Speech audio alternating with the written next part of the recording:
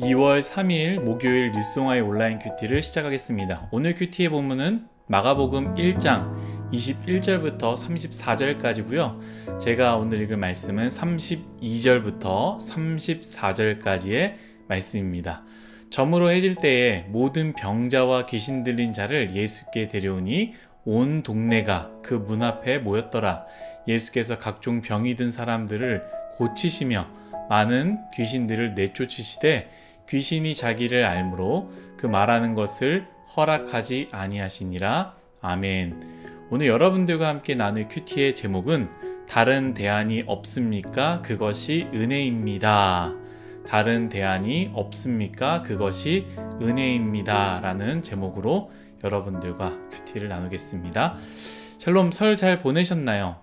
코로나19로 자유롭게 보내지 못했을 것 같습니다만 그래도 나름대로의 쉼을 가졌으리라 생각됩니다. 이제 일상으로 우리가 다시 시작해야 합니다. 오래 쉬는 만큼 다시 일상으로 돌아오는 것이 참 힘들지만 건강한 사람일수록 명확한 구분을 잘 짓는다라는 것을 기억해야 됩니다. 다시 일상의 삶을 우리가 잘 시작했으면 좋겠습니다. 창세기 말씀 1장부터 17장까지의 말씀이 마무리되었고요. 그리고 화요일부터는 마가복음이 시작이 되었는데요. 이제는 새로운 책을 시작할 때마다 두렵다라는, 예전에는 그런 마음이 있었거든요. 근데 두렵다라는 생각보다는 이 책에서 어떤 말씀을 매일매일 우리에게, 나에게 주실까라는 기대하는 마음이 생깁니다. 오늘부터 마가복음이라는 은혜의 말씀 속으로 뛰어들었으면 좋겠습니다. 마가복음에 대해서 좀 간단하게 설명을 하고 넘어가면 좋을 것 같은데요. 마가복음의 저자는 요한이라고도 불리는 마가가 썼고요. 마가는 분류를 참 잘했던 것 같아요. 그래서 이 마가복음의 말씀을 장소와 또한 큰 주제로 세 가지로 나눴습니다. 1장부터 8장 앞부분까지는 갈릴리라는 장소에서 사역하신 예수님의 이야기, 그리고 동시에 어떤 주제였냐면 예수님은 누구인가? 라는 주제로서 좀 이야기를 모았던 것 같고요. 두 번째는 8장 후반부부터 10장까지 갈릴리에서 예루살렘으로 가는 그 길 가운데 일어난 예수님의 이야기와 동시에 예수님에 대한 오해, 예수님께서 이렇게 이야기하지만 나는 이러하다, 나는 누구이다 라고 설명하지만 듣는 제자들이, 듣는 사람들이 못 알아듣는 것, 그 부분의 이야기들을 모아놓은 게 8장 하반부부터 10장까지입니다. 그 다음에 이제 11장부터 16장 마지막은요, 예루살렘이라는 장소에서 일어난 예수님의 이야기인데요. 중심은 무엇입니까? 예수님께서 이렇게 이야기했던 이스라엘 왕, 메시아가 어떻게 되는지를 보여주는 부분이 바로 마지막 부분이다라는 것이죠. 이 마가복음의 구조가 이렇다라는 것을 기억하고 이 마가복음의 말씀을 시작하면 좋을 것 같습니다.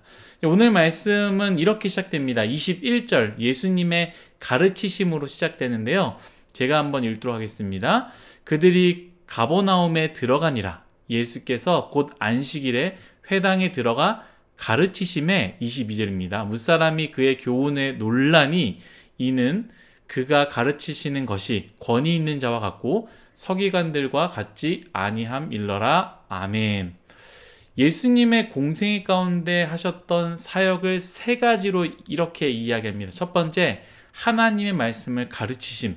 두 번째, 복음을 전파하심. 세 번째, 사람들을 고치심.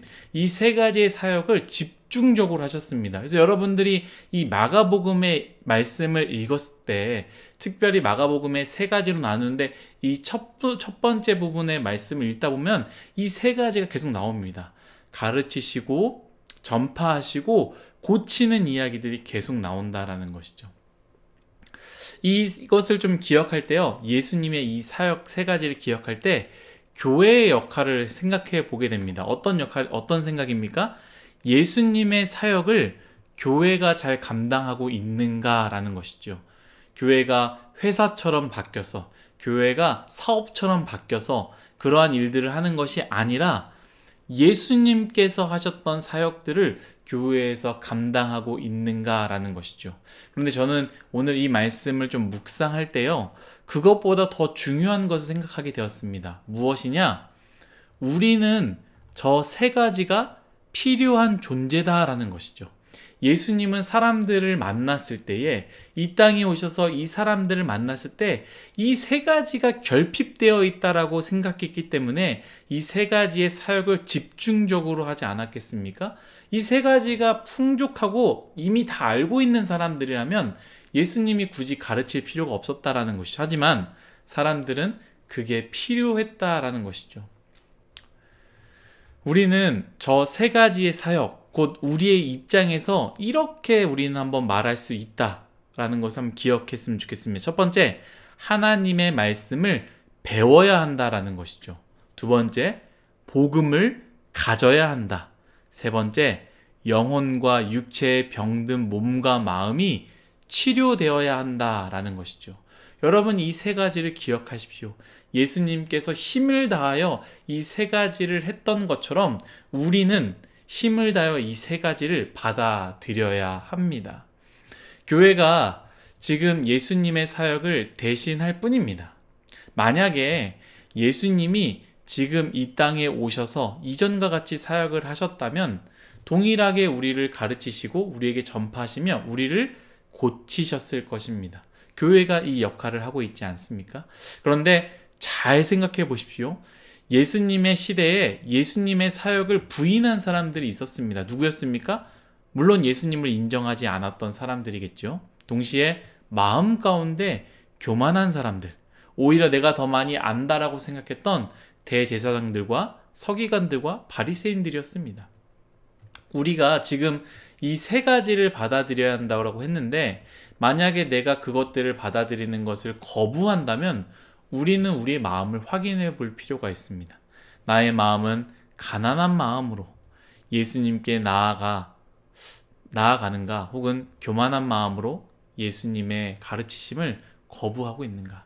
제가 이전에 큐티 때 나누지 않았습니까? 늘 은혜 받는 비법이라고 제가 나눴습니다. 가장 낮아지면 받을 수 있습니다. 여러분, 낮아지십시오. 가장 낮아지십시오. 그러면 가장 어린 아이의 한마디에도 은혜를 받을 수 있다라는 것이죠. 그렇게 되기를 축복합니다.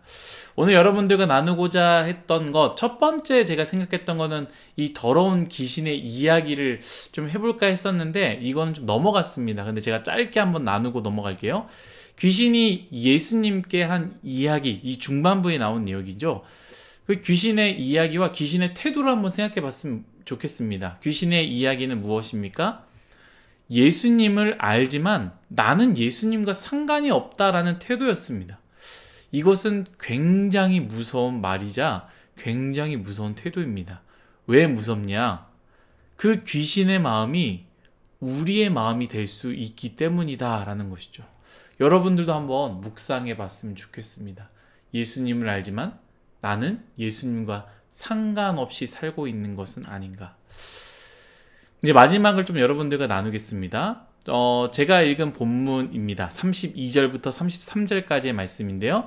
저물어 해질 때에 모든 병자와 귀신 들린 자를 예수께 데려오니 온 동네가 그 문 앞에 모였더라. 저는 이 말씀을 읽으면서요, 안심이라는 단어가 딱 떠올랐습니다. 이 고기 부위, 돈가스의 안심, 이게 아니라 안심. 영화나 드라마를 보면서 혹은 스포츠를 볼 때 불안하고 두렵고 쫄린다라는 표현, 그것과 반대되는 말이죠. 저렇게 하면 안 되는데, 저렇게 했다면 큰일 나는데, 어려움을 당할 텐데, 질 텐데 라는 생각, 그것과 반대되는 말. 안심이 된다. 오늘 말씀을 딱 읽는데 저에게는 그런 마음이 들었다라는 것이죠. 됐다. 저 힘들고 어려운 사람들 이제 됐다. 이제 괜찮다. 라는 생각이 들었습니다. 여러분, 예수님께 나아가면 되는 것입니다. 요한계시록의 말씀과 같이 현실은 여전히 고통을 받으나 그들이 요한계시록의 말씀을 읽고 예수님의 승리를 이미 보았던 것과 같이 이미 승리한 것이지요. 여러분, 예수님께 나아가면 된 것입니다. 안심하셔도 됩니다. 마치 최종 합격증을 받은 것처럼, 여전히 대학생도 아닌 것처럼, 여전히 그 회사에 출근하지 않았지만 그 학교에서, 그 회사에서 최종 합격을 됐다라는 그 문자 한 통을 받았을 때에 눈 녹듯이 내려가는 것처럼 예수님께 나아갔다라는 것은요, 마치 최종 합격의 문자를 받은 것과 마찬가지입니다. 여러분, 예수님께로 나아가면 됩니다. 조금 더 깊게 들어가자면 32절, 33절 말씀 앞에 점으로 해질 때에 라는 이 앞부분에 이 부사, 이 부분을 좀 고민해 봤으면 좋겠습니다. 점으로 해질 때. 여러분, 점으로 해질 때라는 표현 다른 말로 어떻게 바꿀 수 있냐면 일과를 마치고 따뜻한 가정으로 돌아가는 것을 의미할 수 있습니다. 사랑하는 부모님 혹은 사랑하는 아내 혹은 사랑하는 아이들과 함께 모여서 식사를 나누는 그러한 시간대를 의미하는 것이죠. 그러나 오늘 32절에 등장하는 사람들은 어떠한 사람들입니까? 가족으로 돌아가지 못하는 사람들, 그러한 일상이 없는 사람들을 의미합니다. 더 이상 다른 대안이 없는 사람들이다라는 것이죠. 살아가다 보면 다른 대안이 없는 상황들을 만날 때가 있습니다. 대안이 여러 가지면, 선택할 것이 여러 가지면 참 좋을 것 같은데 선택할 수 있는 게 하나도 없는 그러한 상황을 만나게 될 때가 있습니다.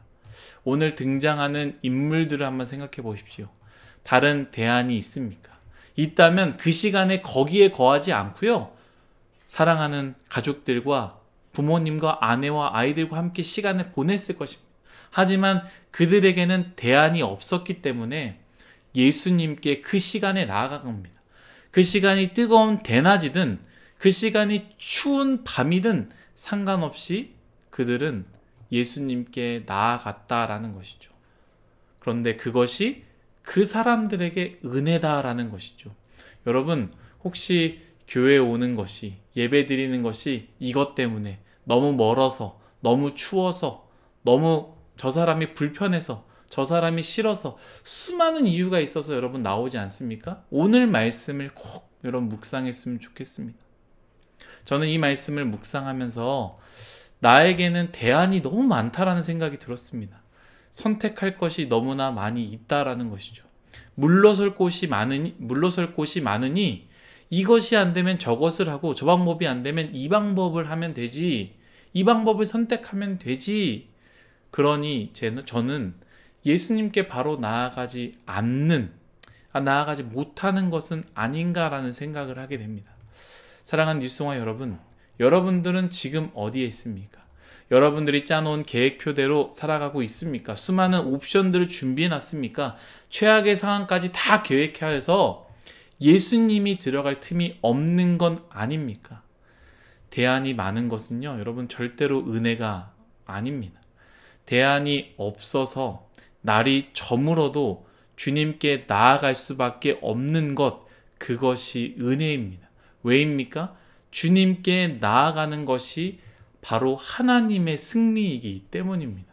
물론 주님께 나아갔지만 내가 생각하는 결과가 안 나타날 수도 있습니다. 그러나 성경에서 말하는 것은 그것이 바로 승리다라는 것이죠. 사랑하는 뉴스공화 여러분, 오늘 하루 이 말씀을 붙잡고 시작했으면 좋겠습니다.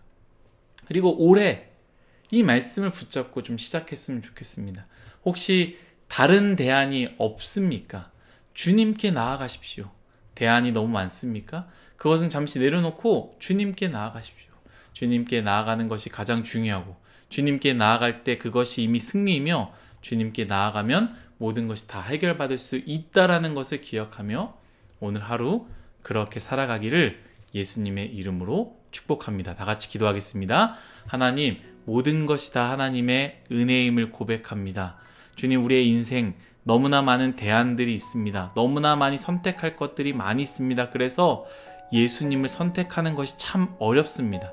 주님, 그러한 인생 되지 말게 해주시고, 오늘 대안이 없어서 날이 저물었지만, 추웠지만, 더웠지만, 힘들지만, 어렵지만 그것과 상관없이 예수님을 기다렸던 것처럼, 그들이 바로 복된 인생이었던 것처럼, 그들의 모든 어려움들이 해결받은 것처럼 하나님, 우리의 인생 주님께 나아가며 주님께 해결받을 수 있는 아름다운 인생 되게 하여 주옵소서. 감사하며 예수님의 이름으로 기도드렸습니다. 아멘.